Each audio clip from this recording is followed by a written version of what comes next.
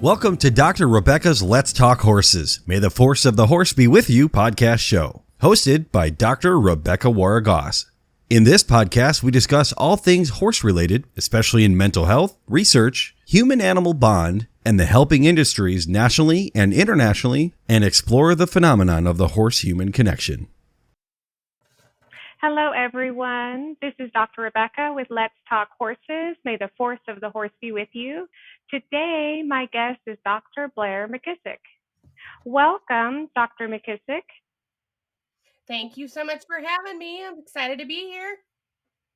Welcome.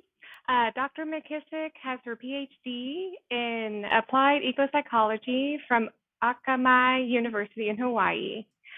She began as a recreational therapist 25 years ago, specializing in adventure therapy and animal-assisted therapy and mental health. Equine-assisted learning quickly became her preferred intervention. She earned certifications as a certified therapeutic riding instructor and equine specialist, while training with many specialists in the field of equine-assisted services. In addition to her PhD, she holds a master's in education and is very interested in studying the impact of the equine-assisted work on those with trauma. Also, she holds certifications as a yoga teacher, trainer, wellness coach, and a trauma specialist that all contribute to her practice and breath, body, brain. Blair currently serves as the Director of Education at Strides for Success, where she partners with Debbie Anderson to provide consulting, professional education workshops, online courses, and resources in equine-assisted learning and therapeutic riding. In addition, she has been published in peer-reviewed publications and textbooks supporting the efficacy of equine-assisted work as a mainstream intervention option for learning and therapy. She is a passionate international speaker and advocate for the benefits of the human connection with nature, specifically equine interaction. She is very active with PATH International, supporting the development of professional competencies and educational opportunities in equine-assisted learning. I am so thrilled to have Dr. McKissock here today, and I thoroughly enjoyed her conference presentation that she did with the Equine Psychotherapy Institute, the Nourished online conference. And her presentation had been on the biopsychosocial impacts of connection. Welcome, Dr. McKissock. How are you doing today? Doing good. I just have to laugh because that's a mouthful. Biopsychology. Thank you. I try to make sure I was pronouncing things carefully, make sure that it was well understood of all the amazing things that you do and have done. And it's funny too, because I've seen that word extended and like a bunch of other words strung together, because then, especially in the animal assisted or nature connected work, there's like no one word that describes all of the different parts and facets of the human animal or human nature connection. So I think we're all still trying to make it up. Absolutely. Make up something that works. Yes. Can you share a little bit about yourself, your background, and what drew you to the profession and the areas that you work in today? So I'm going to try and make it brief, because you did such a good job just kind of explaining my convoluted background. But, I was super lucky as a kid. I grew up working a lot with my mom, and she was on the board of the Indianapolis Zoo here in town. And so I got to start working with animals at the zoo when I was really young, at the age of 12. So I got experience with primates and elephants and birds of prey. And it kind of changed like the whole trajectory of my life. And I was going to be a vet, and that's all there was. I also was involved, and this is going to sound so nerdy. I am a total closet nerd, but I was in the Young Scientists Club. And I love it. in partnership with Eli Lilly. And so I got to do an internship in high school, studying animal behavior, which was pretty amazing. And work in a lab and study mice and behavior. And then I also did visitation, taking animals. At the time, she was also the executive director of the Humane Society. So I spent a lot of time there after school taking care of animals, and I think I've been shoving poop longer than I've done pretty much anything else. I also started riding at a really young age, and so horses were a big part of my life growing up. But like I said, I wanted to be a vet, and there was nothing else, that was it.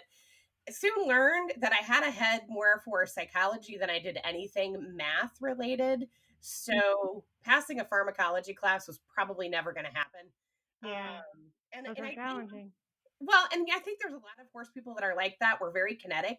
We're very curious. We are very observant. I think that comes from being around horses so much. Um, but I wanted to really examine every aspect of this connection. And I think part of it is because we are so disconnected from the natural world. But pets and animals enrich our lives in such an amazing way. So I took every opportunity that I could to learn. In college, I found recreation therapy. At the time, occupational therapy didn't know what to do with it. And, they were like, not sure this is a good fit. So recreation therapy, they're like, hey, come on in. Let's try. Let's see what can happen. So I got to do um, an internship in dolphin assisted therapy for my clinicals, as well as an internship at Oregon State Hospital working in forensics in the adventure therapy and experiential ed units. And I think what I began to really understand is that it's all the same. It's all connected. You can draw from so many different areas. Um, and we really haven't quite figured it all out. So we're still exploring. As a practitioner, I've always been on the fringes of mental health, meaning I'm not a licensed counselor, but as a recreation therapist, I can do group work in a clinical setting. I can work in psych. And it really was still kind of hard to find a place. And I know a lot of people too can probably relate to that in equine assisted learning. If they're not a mental health professional, it's kind of like, well, where do I fit, and where do I get my education? Where do I get my credentialing? So I kind of just followed where life took me. Life took me to Purdue, which was an amazing experience working with Dr. Beck and the Institute for Human Animal Interaction, Human Animal Bond. And my work there was more related to education and how animals can impact kids in the classroom and kids academically.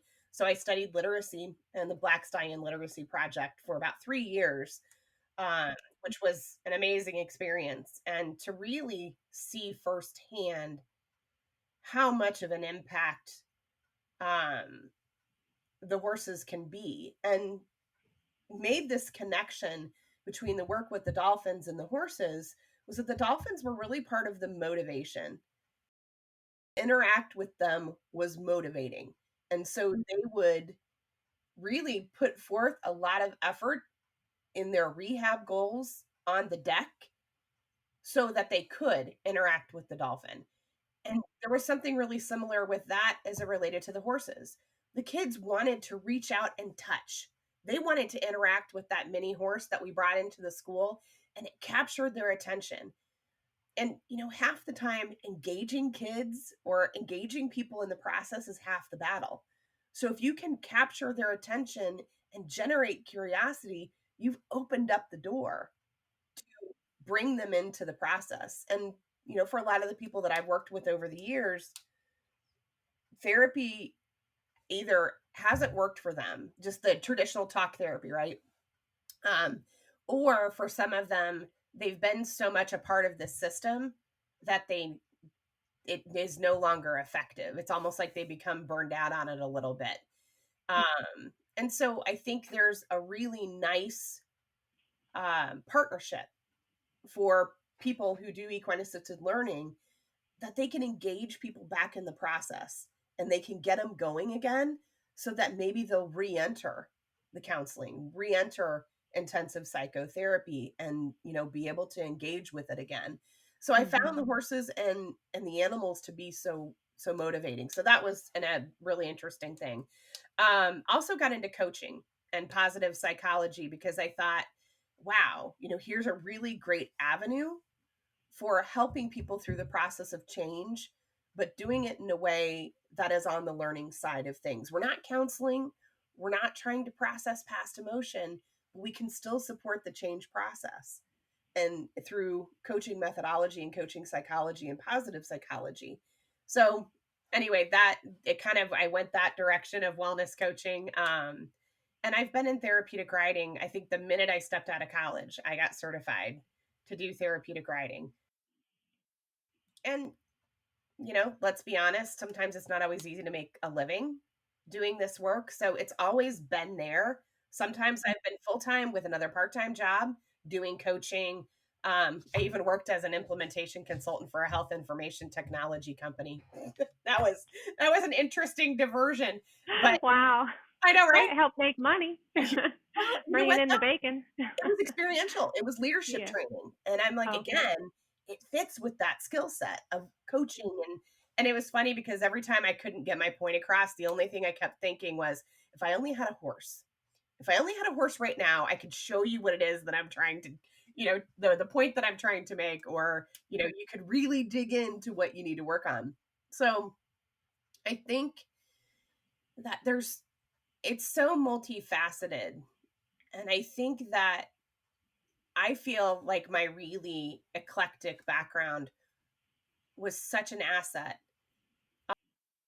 In later on too, I was working as a co-director at a therapeutic riding facility, and we had this amazing grant.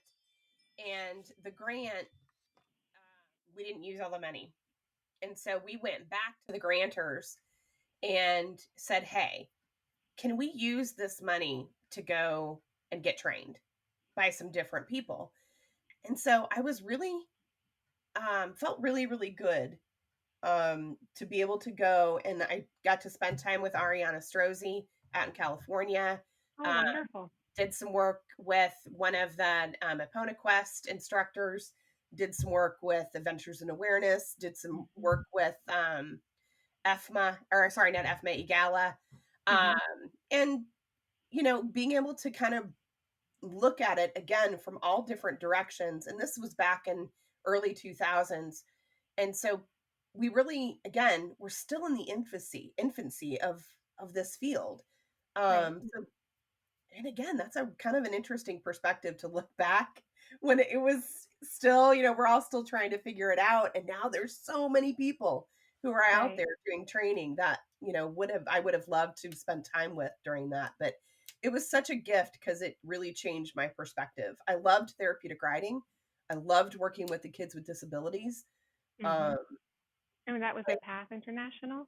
That was a PATH International certification. And I was working for a center called Agape, which is here in Indy. It was really interesting to, again, just think about how we interact with the horses, and are there different ways? And I started to make the connections with the outdoor adventure stuff, the experiential ed, the coaching, and it's like, that's EAL. And Debbie Anderson, I knew her from Agape many years ago. And at the time I was working at that health information technology company, and I called her and I'm like, get me out of a cubicle. I can't do this anymore. Get me out. I need to come work with you. We need to come outside, get dirty. So anyway, that's kind of a roundabout description. And, yes, I was looking for a place to do my PhD.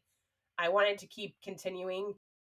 I had a really hard time finding a program that would take me, because I wasn't quite counseling, wasn't quite education, wasn't quite, if I did recreation therapy, there weren't other people to mentor, to be able to work with.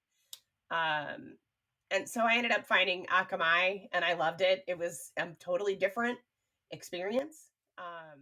Purdue and IU, where I did my undergrad and my master's, were a lot more hardcore science and very, following the process. Whereas Akamai was a lot more like, let's just be curious and let's see what happens. Absolutely. Which I thought I was like, oh, okay, this is. And that's what you needed, right? Yeah. Because you were developing a niche from all of these different areas from your experience. And there wasn't already an established program that would fit into that box, right? And so it sounds like this university allowed you to have that freedom of exploration to do the work that you were trying to discover. Yeah, and I think and write about. there's something to be said just about original science. Science that is exploratory and isn't following the rules necessarily. There's something to be said for that, especially in an industry where we don't have a lot um, of theoretical foundations and that structure yet. So anyway, I don't want to talk more about myself because the longer I talk about myself, the less people want to hear. So I would love to just kind of shift gears a little bit. Sure, absolutely. And let you kind of take the wheel and ask some questions, and let's see if we can help fill the gaps for some of your listeners in this industry with lots of directions, right? Yeah, and so I think that the first thing I would love to know if you can help describe for our listeners, especially those who are not familiar with EAL or equine assisted learning. And you did mention that quite a lot of what you have done in your experience in training and instruction has been a plethora of different things that could mean EAL. But are you able to help describe what equine assisted learning is? Mm-hmm. So one of the projects that Debbie and I worked on for many years was to establish a definition and some guidelines for EAL. And we did that through Path International, about 12 years ago. And we spent almost a year trying to figure out how to define what equine assisted learning is and do it in a way that wasn't exclusionary. Because a lot of times the definitions want to tell you, here's the box that we're going to put everybody in. And if you don't fit inside that box, well, then you are not a part of this. And that's not what we wanted. We wanted something that would instead say, you know what, this is for everybody. But this is what it is. Again, it kind of seems nebulous. There's equine facilitated, there's equine assisted, there's I think equine wellness, and it got really confusing for people to figure out where to go. And we were seeing that all over the place, which is one of the reasons why we started horsework at Strides to Success, was to help people find that pathway, because it's not easy if you're not, if you're not in mental health. So we came up with wanting to do equine assisted. We did surveys within Path, outside of Path, and we did surveys all over the world of all the different other organizations like Greece and Italy and France. And they were awesome to be able to send these surveys out and ask people what it is you call it. Because first of all, we wanted an inclusive definition that took into consideration research. Because when you're trying to do research and you do searches, like in the ERIC index and all those other search engines, if you don't put in the right word, the right terms, your research doesn't pull up. So if you're searching for equine assisted and somebody called theirs facilitated, then it's like twice as much work to try and find it. So we wanted to stick with the one that was being used the most. So we actually did some search engine research with Google to try and figure that out. And assisted by far was like 5-1 compared to facilitated. What people were calling it in their websites, what people were calling it in research. And I think it's also broader than the word facilitated in how you practice your work. Because a lot of people would say, well, it's facilitated by the horse, so we want to call it equine facilitated. Others would say, well, it's really facilitated by the human who's helping to facilitate the relationship. So equine assisted also was more in line with animal assisted, which again, we're part of that industry. We're part of the animal assisted industry. We're part of the nature assisted industry. So it was more in line. So the definition that we came up with, and pardon me, I'm going to look over on my screen so I can read it. But equine assisted learning is an experiential learning approach. So we also wanted to say, look, this is the big deal about it.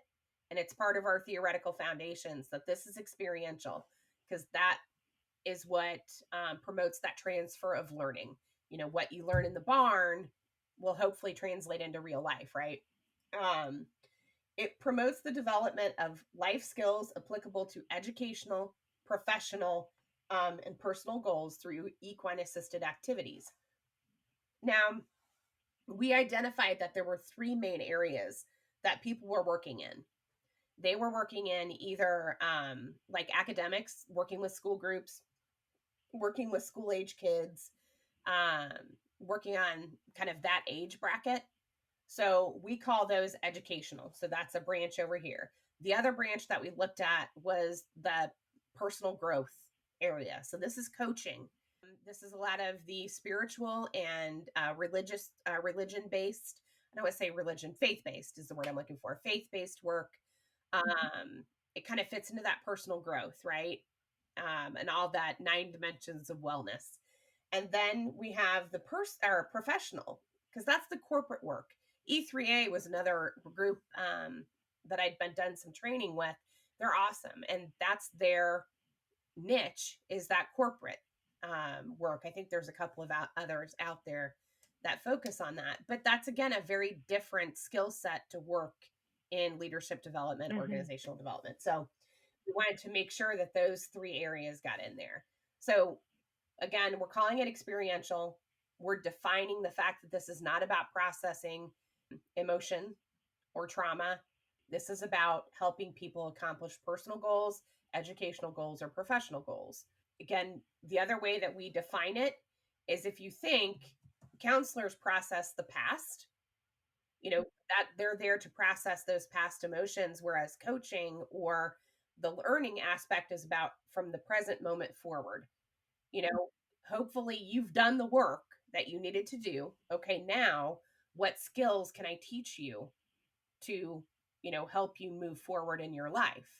So if you kind of think of the continuum that way, and not that counselors don't help with the present forward, it's just a good delineation between that line, so that with coaching, they know where their scope of practice is and where that line is. If that makes sense. It does. And so, what areas of equine assisted learning now are you working on or working towards as a professional? So one of the things that I'm really interested in now, and a lot of people are, is the idea of the biohacking and the heart rate variability work and vagus nerve or vagal toning. So what I find really interesting is that when you're working with a horse, there's an emotional aspect to it, right? Especially for people who've never worked with a horse. And they all of a sudden find themselves to be in a position of vulnerability, which does bring things up. And there's also a physical part of it, which also impacts that social part of it. So if you think about it, the emotional part's what's happening on the inside emotionally, the physical part's what's happening on the inside emotionally, and then there's the relational part that's happening, that dynamic between the horse, the human, and between the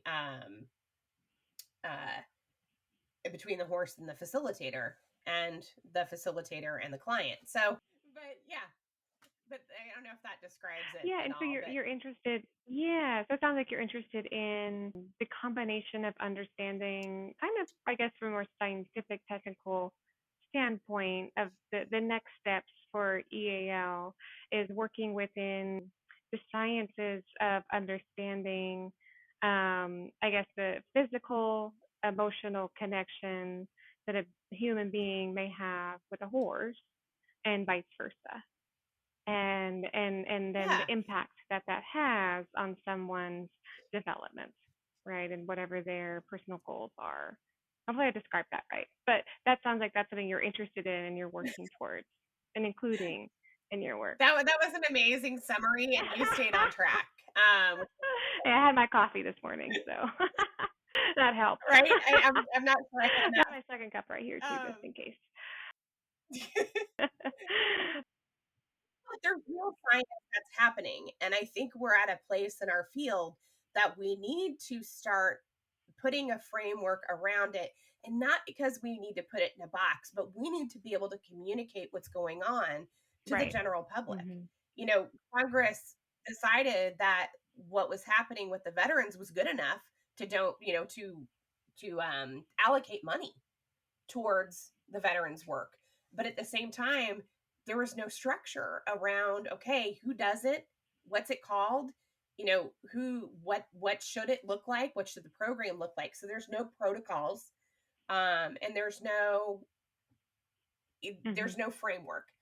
And I think we just need to have that so that when we can communicate to the consumer what they're getting into and what might happen, and communicate to the caregivers of the consumers, our referral networks. So where our clients are coming from, if we're working with hospitals or the VA or schools or whatever it might be, and then just to the general public and to our donors, if you're a nonprofit and you rely on donors. So we need to start being able to frame and articulate what's actually happening in the human body. So another aspect that I'm really interested in is the idea of social genomics, that when we interact with the horse, it actually has the potential to turn on and off our genes. Wow. We know that environment impacts our DNA. We know that under stressful situations, it can turn on what they call pro-inflammatory genes or pro-inflammatory cytokines. And we know also that there's things happening in the brain. We know now that certain circumstances and experiences promote neurogenesis. It promotes the growth and the development of new neural pathways, which are so important for brain health, and can be so important for people who are trying to overcome an adverse childhood event or overcome a traumatic event. We know that there's things happening in the body. So we know now that this nerve, the vagus nerve, right? It's a cranial nerve, but it impacts and innervates every single organ in our body. And it is directly responsible and has a direct impact on whether we're living in a flight or fight situation or whether we're living in a relaxed situation inside of our bodies. And the cool thing about it is that we have the control to change that. So many people, especially during the pandemic, we learned what real stress is like, what it's like to be disconnected from the world. And we realized that being online is not the same as being in person for our mental health, because there are real things that happen. And there's real things that happen when we're connected to nature that are measurable inside of our body. Our heart rate variability. So, the rate, when we breathe in, our heart rate is faster.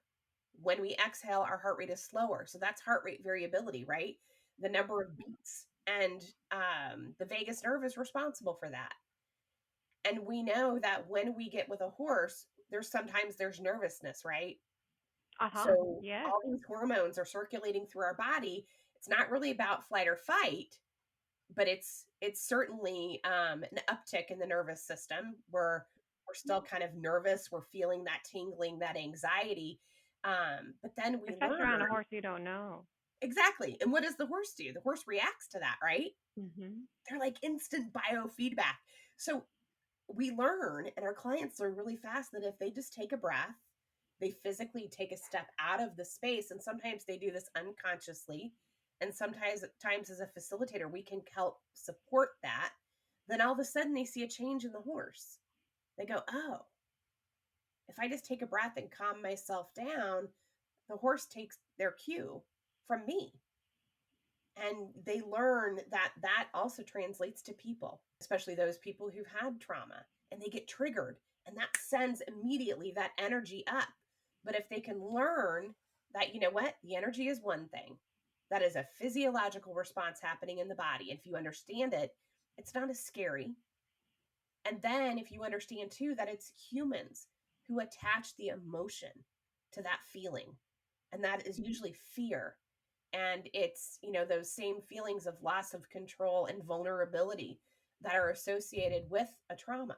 And if they can separate those out and they can learn how to reduce those physical feelings, again, that's where counselors are great at helping them to process the emotions.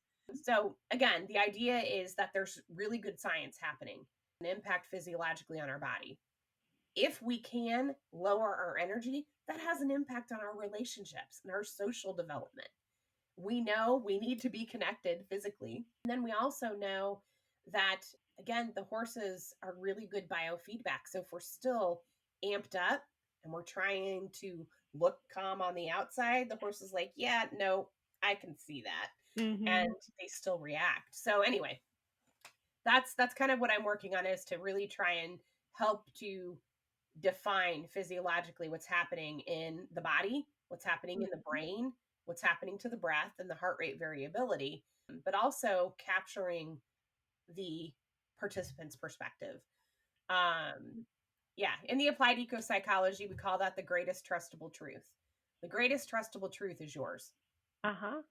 Your That's great. experience is your truth. True. And so, we don't need to measure that. We just need to document it. If they say that they had a change, you know what? That's what matters. Right. Not that I Yeah. can quantify it, but capturing those stories. So anyway, yes, that's what I'm working on. Very fascinating. And I love how you're talking about the genomics. Is that the right word for it? So to the cellular level, the impact that has. That's pretty fascinating. So we can take, blood work from somebody beforehand and then blood work afterwards, and we can actually measure, how their DNA has changed. And we can look at what things have been turned on and what things have been turned off. And so, part of the idea is that there are certain things that are turned on for people who are dealing with chronic stress and chronic trauma and chronic traumatic responses in the body. And, that cortisol that's continually circulating and never gets turned off, that adrenal fatigue that people talk about. Yeah, there's something that changes in your DNA and you're more susceptible and at risk to inflammatory diseases and other diseases. And I think, again, if we learn how to change that and we know that the horses can be effective in that, that's pretty cool. Absolutely. And then I'm curious if there's an interconnectivity relationship back to the horse, if the horse is also experiencing that similar mirrored effect of change. I'm wondering how stress impacts horses' DNA too, and if the work with humans has that feedback loop, I guess, where they help us, so we help them to a certain degree. When you're in that, I call it like resonance, but you're just like in that state of healing, which is very equal, like the great equalizer in a way. I'm wondering if that impacts them on a cellular level too. And people are starting to really examine that. So there are people who have been doing blood draws on both the human and the horse to see if there's changes there in cortisol levels. Some people are using the heart rate variability monitors on both the human and the horse. And our science is getting more sophisticated that we can measure those things. And again, there's so much that we still could explore. It's like if every single one of us, the science geeks, scientists, and and horse people got together and every single one of us did a different study, we still would not begin to wrap our hands around what's happening during that relationship and how much of it is reciprocal and what is happening within the horse while what's happening into the humans. There's, like I said, there's so much. Yeah. And so is this work tied into the breath, body, brain program that you're working on at Strides of Success? Yes, absolutely. And I think what I wanted to do, the more I worked with the people and the horses, I wanted to isolate simple exercises, because one of the pieces of feedback, especially when working with the veterans, was how do I replicate these experiences and feelings at home? What are the hard skills that we're teaching people that when they leave the barn, they can experience those same moments of peace and connection? So I'm interested too in that moment. Especially if you've ever done this work, you can relate to this. There are moments when you're working with a client and they connect, and all of a sudden the energy bottoms out. It's like, I call it a whoosh moment, because I feel like all the air just goes still and quiet. and you don't want to move and you don't want to say anything and you don't want to breathe because you know something special is happening in that moment. And that is the moment of real connection, when somebody lets their guard down and the horse accepts and trusts them enough to truly connect. So, their heart rates will sync up, the breathing syncs up, the mirror neurons begin to fire, the oxytocin is released, and all that cascade happens. And I wanted to kind of really study what happens in that moment. And that's kind of where breath, body, brain came from, because there's a certain element of breath work that happens that triggers something in the brain, that triggers something in the body, that triggers something in the breath, that triggers something back to the brain. And it's like this kind of feedback loop that happens. And if we can teach people how to recreate that moment, the cool thing about, so we know that trauma experiences are stored in the amygdala and in the areas where they remain very, very vivid in the brain.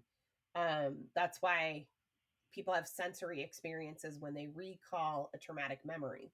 We also are beginning to learn that these really cool moments of connection and pure joy and bliss, those are stored in the same place as well. And when people recall those moments, they experience the same physiological sensations.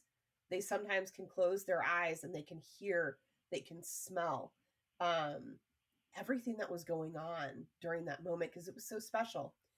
So when they recall it, just like when you recall that traumatic memory, a physiological thing begins to happen, right? You begin to feel stress and you begin to go into flight or fight. The antithesis happens with those connected moments, that your body begins to experience the relaxation, that shift from the sympathetic nervous system back to a parasympathetic nervous system dominant state. And if we can capture that and isolate that, then we can teach it to the client, we can teach it to facilitators, and we can help them create opportunities. So you can't make that moment happen, right? It just, all the conditions have to be right. But we can create a situation where it's more likely to happen. So like, what does the facilitator need to be doing? What's the optimal arena? What's the optimal horse? What's the optimal just situation that somebody could have that experience? And then breath, body, brain too is about teaching them those skills that they can then go home. When they start to amp up a little bit, they've got cues that will cue them. Okay, I need to do this. They know that it's not going to happen right away. Because when somebody's having an anxiety attack, got to slow down. You got to slow your breathing, take a deep breath. And then the person having an anxiety attack looks at you and tells you, shut up. Right. Right. So they learn that it takes time, and they learn that it's not instant, but then they learn this is just a physiological response. They begin to separate out the emotion, and then they learn, okay, I can do these exercises that work for me. I can recall these moments that I've had with the horse, and I can bring myself back to peace. That's the definition of resilience, right?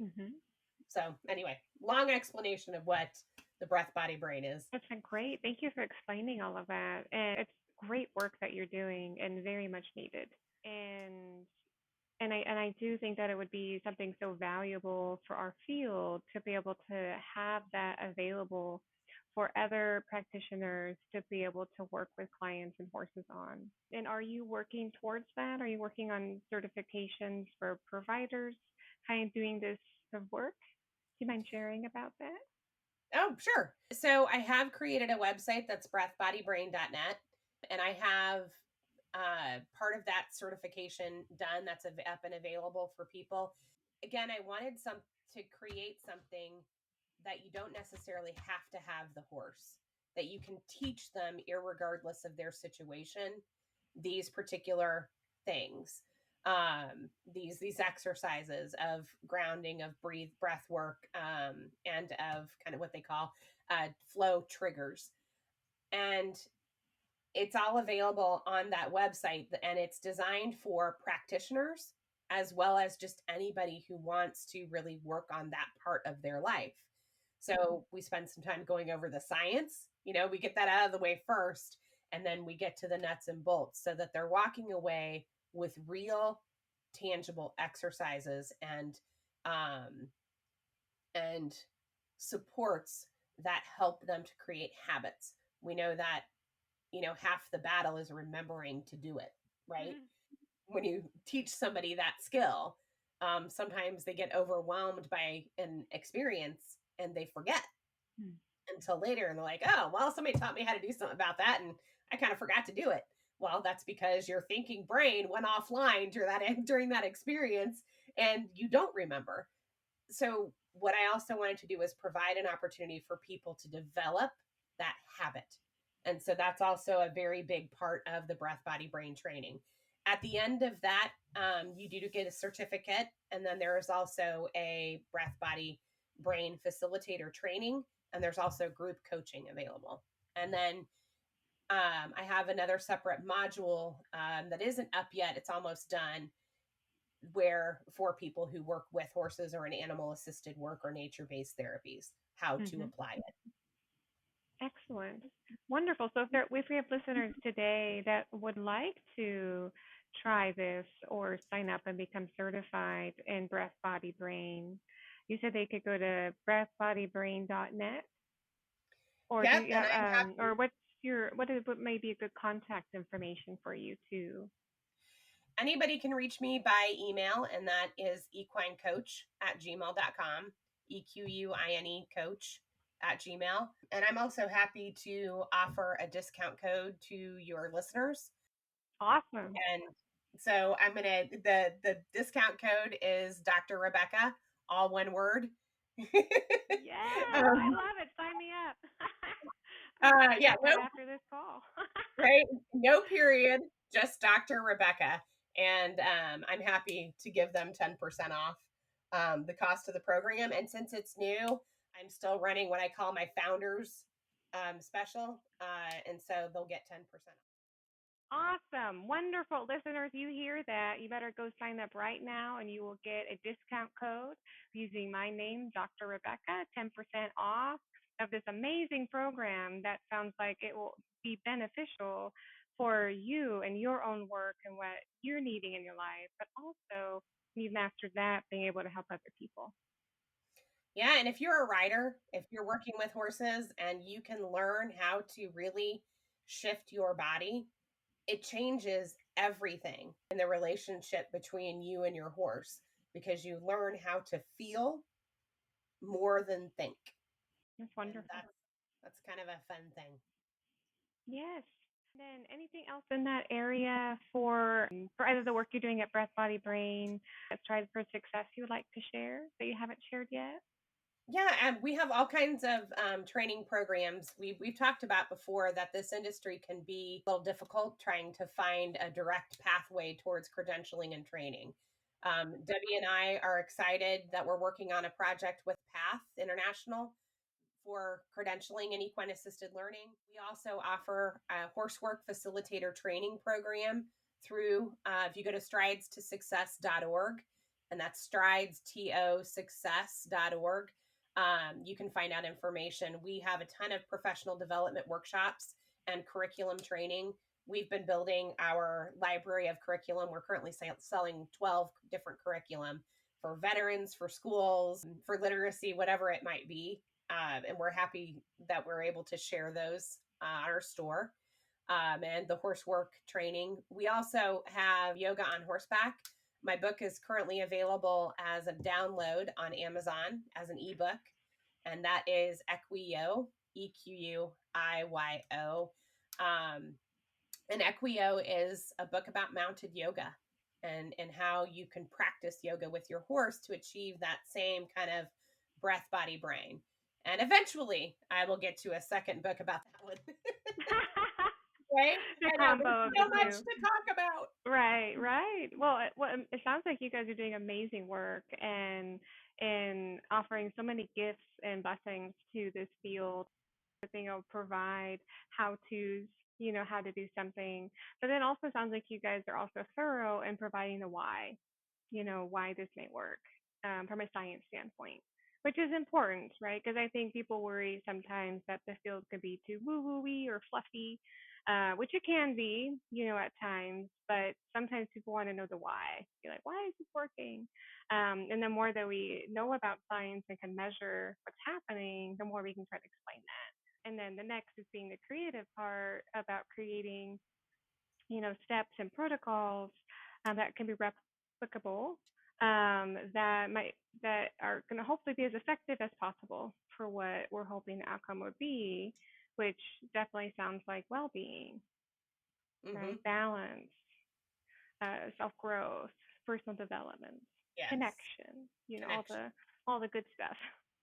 Just as a point of reference, as a resource, in the Recreation Therapy Journal, we're publishing 3 articles on a project we did in Serbia and here in the United States for children with autism. And we're actually publishing the protocol in the journal article. So it's not something that people have to buy, it's there. And we're making the curriculum that we used, which was called Galloping Towards Success. We're also making that available.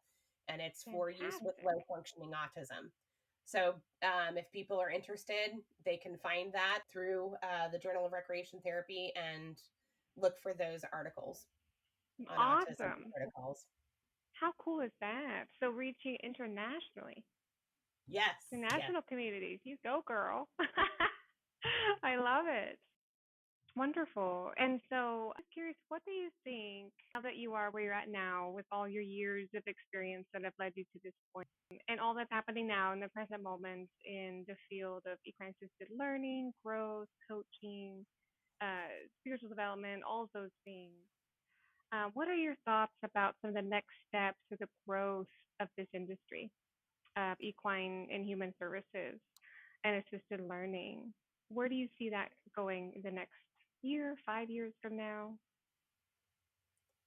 So, I think one, you'll start to see new organizations emerge where people begin to just gather together around their specialties and begin to organize into professional organizations. So I think you'll start to see that. You'll start to see more training programs that are accredited and not, and where there becomes a little bit more of a standard for those who offer training.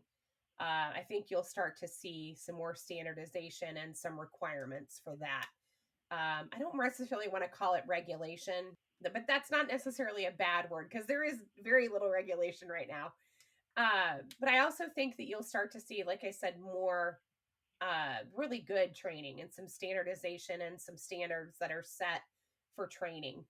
And I certainly hope so. And of course, seeing more opportunity for continuing education, more variety as people begin to explore and they pair their personal experience with opportunities. You'll see more opportunities online. We specialize at Strides and we have been for the past 15 years on online education. And there is a way to bring information to the human online, but we cannot teach people how to be facilitators online.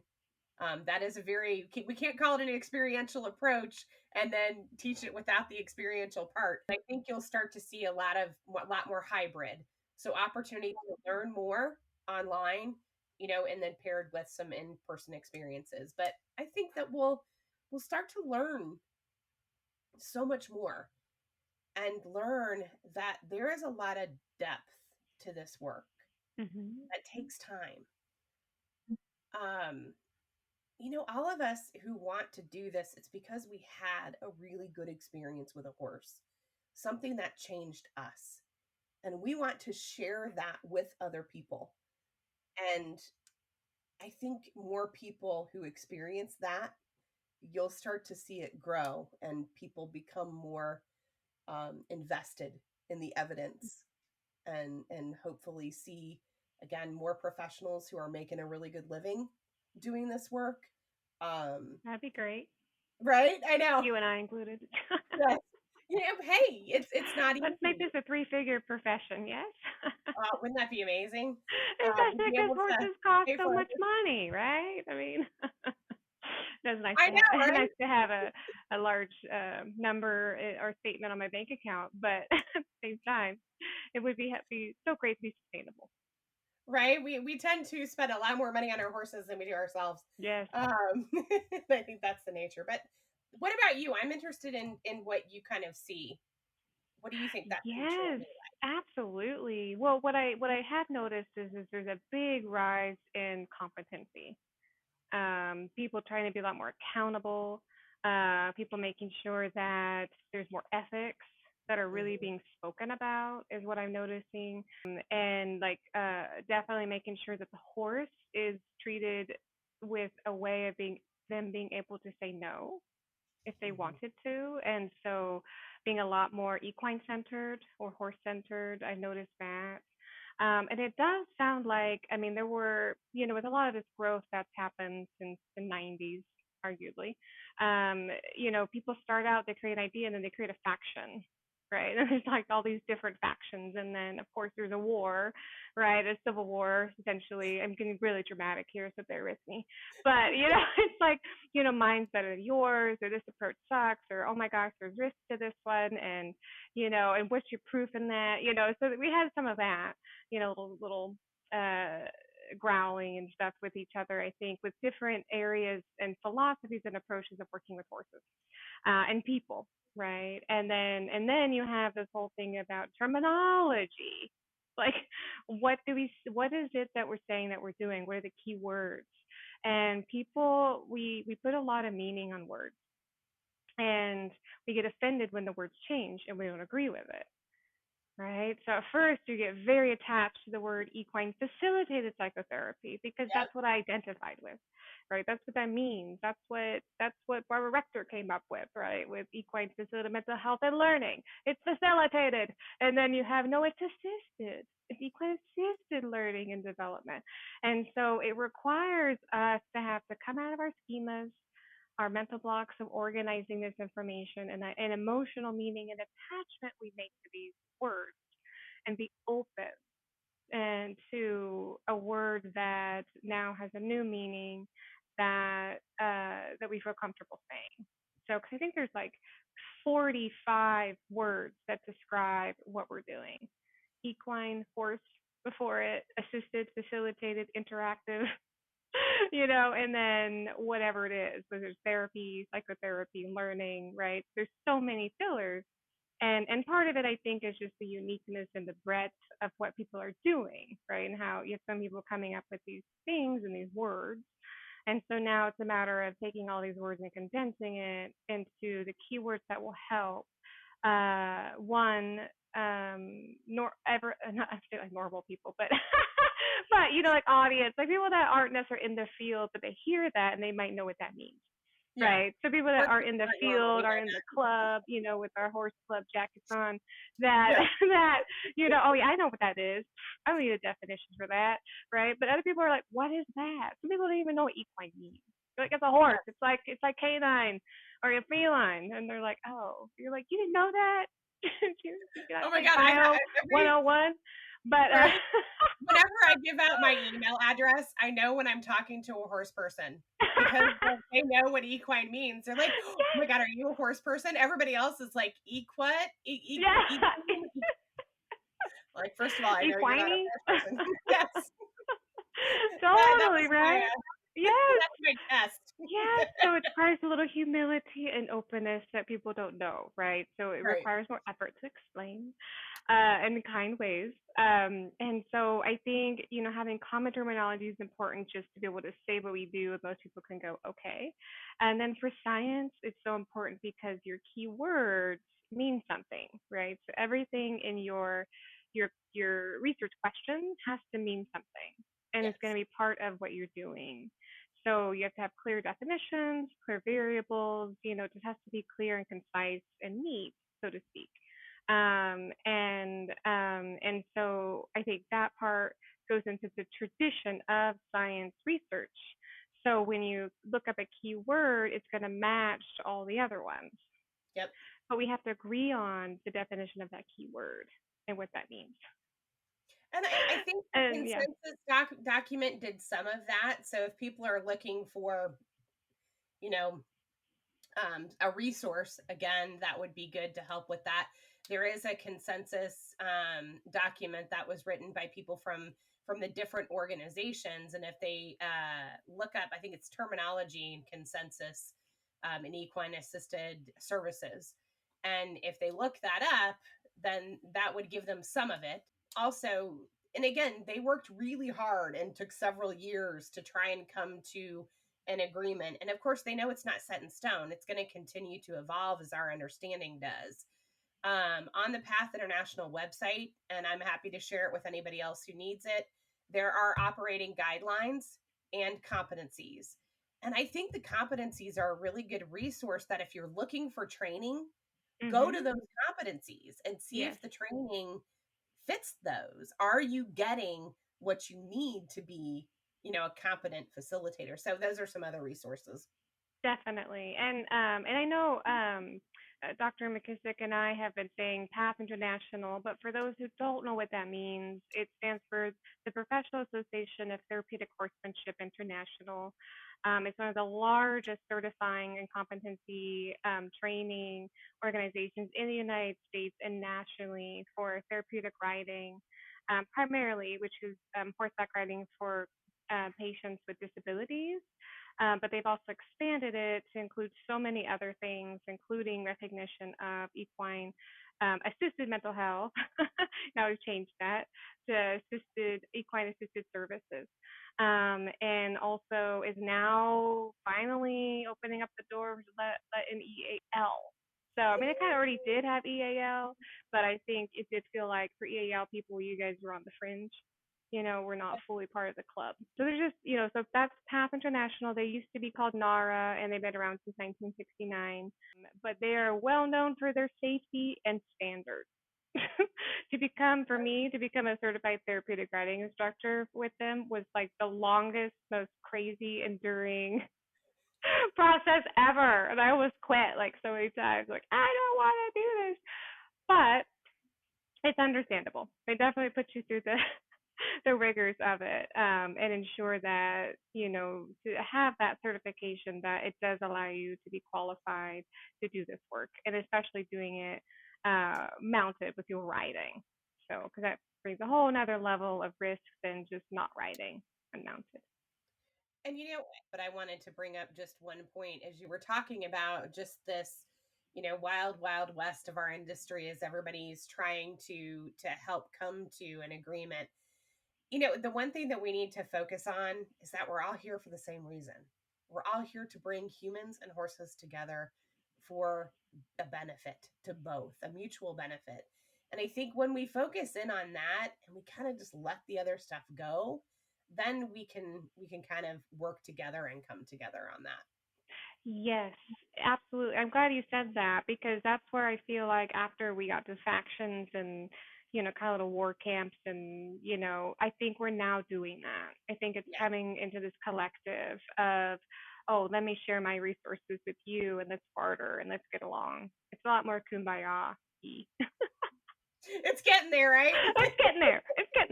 But I understand. Right? You create an idea and you're proud of it. There's ego to it, and you want to make money or you want to have notoriety. Right. So I get it, and there's still going to be that happening, right?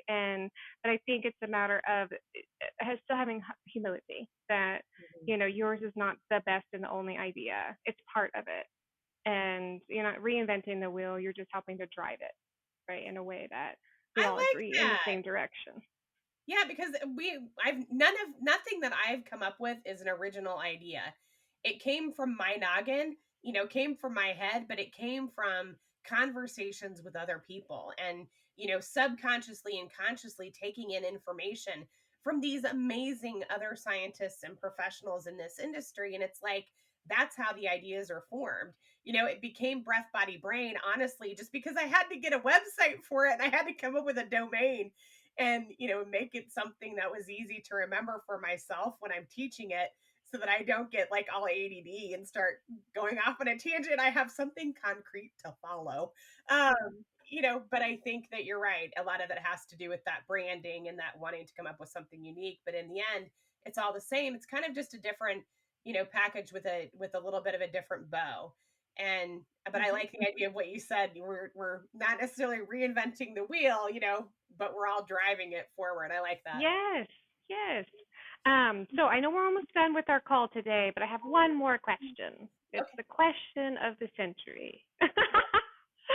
And the question that is so fascinating, I think, to the work that you and I do is, why horses? Oh my God, you're bringing back a little bit of trauma for me. What is it about them that works, or think there may not work, in either equine-assisted mental health or equine-assisted learning, coaching, growth? So, again, having worked with lots of different species, when I did my master's thesis, it was funny because it wasn't Dr. Beck. It was, I think his name is Dr. Pager, and he is an ethics teacher, and that's what he taught. And he said to me, he's like, so you didn't say in your thesis about why I couldn't substitute a dog and get the same results. So I actually had to go back and rewrite my thesis and add another chapter to it. So this is part of that this is my motivation. I want to answer that question. There is something, and I'll try to give you as short of an answer as I can, because this is a whole other podcast. Well, we could do it part 2. Right? We definitely need to do part 2, because this is probably my favorite question. And this is where we get into the really juicy stuff.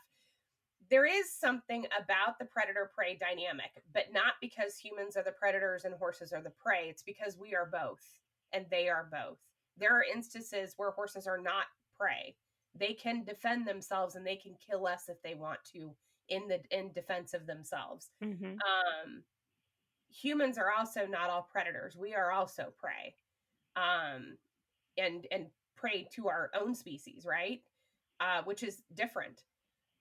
Horses, for whatever reason, they don't need us to survive, but they choose to be in relationship. They choose to be dependent. I think there's a choice there, and I don't know what it is. I don't think it's a black and white. Yes, they choose. No, they don't. But I think that there's something there that we could learn into why horses choose not to kill us. Why are they in relationship? Why do they let us ride them? Why do they let us put these metal things in their mouth and race them around a track? And, what is it about, from their perspective, why they let us do this? So I think there is something in that relationship, because it's different than the dolphins. With the dolphins, they were much more independent. They were much more like, whatever. I want to interact because I want to interact. Horses are much more, and there's something different about that relationship, and I can't tell you what it is. With horses, again, or with dogs, there is something different. The dogs are much more of a companion. There's a different relationship than with the horses. I had a really unique experience when I was on Ariana Strozzi's ranch. The horse that I chose to work with was the alpha mare. Super shocking. Didn't know that when I chose her, but I chose her because she was really, really pretty. And I walked into the round pen with her. And yeah, there were some really cool things that happened. There was an eagle and a hawk that were circling each other and calling out to each other. Wow. In the canyon just above us. And I was wearing a hat, and it was my my own horse hat. And this mare walked over, and she took my hat off my head and she stomped on it. She stomped on it. She walked and she kind of pawed at it. Gosh. And What she a walked nice over. mare. I know, right? And then she walked over to Ariana and promptly started almost knocking Ariana off of the ledge, because they were sitting on the side of the round pen, and just knocked her almost over. Oh And my. I thought, and in that moment, I was like, okay, I've never had that kind of experience with any other animal, with cows or chickens or birds of prey even. I worked with Andean condors and other birds of prey, not with the dolphins, not with anything. And that was pretty cool. So I think when there's a vulnerability that happens in that moment, I think there's something about the horse and the way that they interact with humans that's different. I don't know what it is, but I do know that horses are better at reading body language than we are. And they're more attuned to body language. And they can see so much more. They look at our language and go, God, you guys are simple. We can translate your stuff, no problem. And whereas we're taking so long to try and decode and interpret what they're doing, they've got us pegged. I don't know what necessarily that mare's message to me was, but in that moment, I definitely felt something, a calling, something about the fact that my job wasn't done and that maybe I was not focusing on the right thing and that maybe my ADD and working so many jobs was probably not the best idea and that I needed to focus. Ariana's question to me was, do you wear too many hats? And I was like, oh, That's a knife in great the heart, question. that meant something, right? Yeah.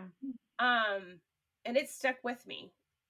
So something about that experience. I also think there's something about the vulnerability, this again, that happens because horses are big. I think they capture our attention.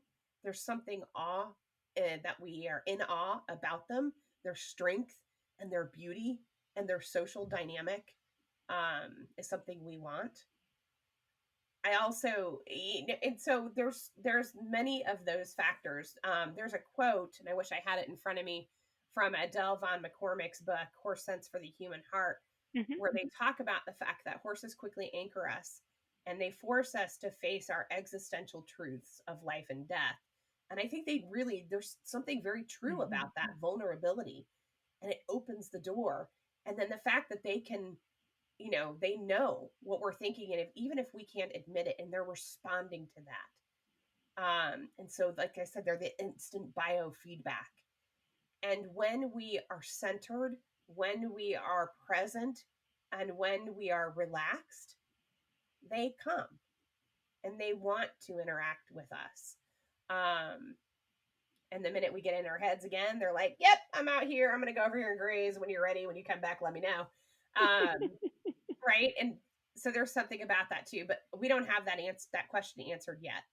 But I think we're going to get there. And I know that there's something about those pieces that's different. I would love to do a large scale study of the same protocol with lots of different species just to see what the difference would be. Absolutely. Absolutely. And yes, I think that would be a fair study too, because I mean, I know I get biased with the horses, but because the horses are excellent, but of course there is something about the human animal bond with a variety of species and what that looks like, whether it's domesticated or companion animals or wild animals. So there is an interesting dynamic that happens and how it influences us and how we influence them. But I think you did a great job answering that question on the fly. So thank you so much for describing that, and I really enjoyed what you shared, and I think it makes sense from all the various multifaceted areas that horses may why it may work in this field. Before we end today, any closing thoughts or comments before we end our call today? No, I just totally enjoyed this. I always love talking with you, and I love to have these conversations because it's in these conversations that we're going to find that deeper meaning that we're all looking for in this work. Whether, I think you and I agree on a lot of stuff, but I love having conversations with people where we don't agree also, and just digging in. So thank you for giving me the opportunity to just expound, right? You're welcome. Well, I am an admirer and a big fan of you and your work. And I would like to also thank our listeners for being present with us today.